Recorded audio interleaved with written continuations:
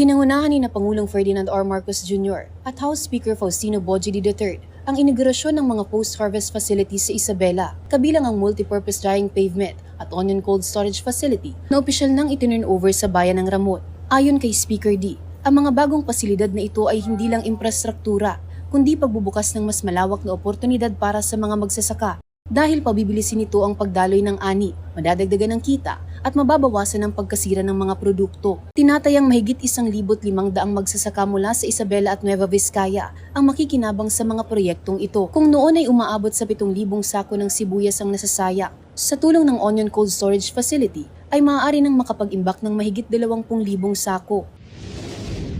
Dati po, nahirapan po kami sa pagbebenta ng mga sibuyas. Ala po kami kasi pagka halimbawa mababa po ang presyo ng sibuyas, wala kaming mapag-istakan.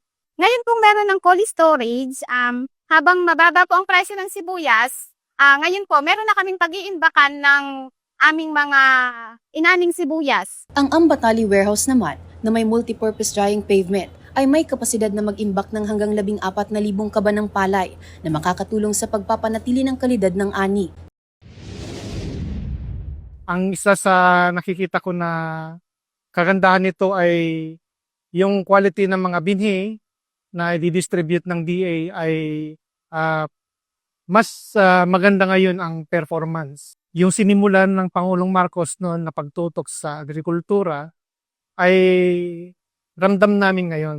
Kasabay nito, magkakaroon din ng fuel at fertilizer subsidies at pinansyal na tulong sa ilalim ng Presidential Assistance to Farmers, Fisherfolk and Families Program upang maibsan ang epekto ng pagtaas ng presyo ng langis.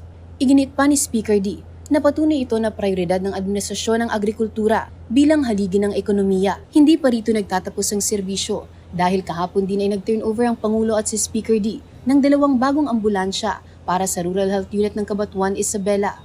Layo nitong mas mapalapit ang serbisyong pangkalusugan sa mga nangangailangan ng agarang atensyon.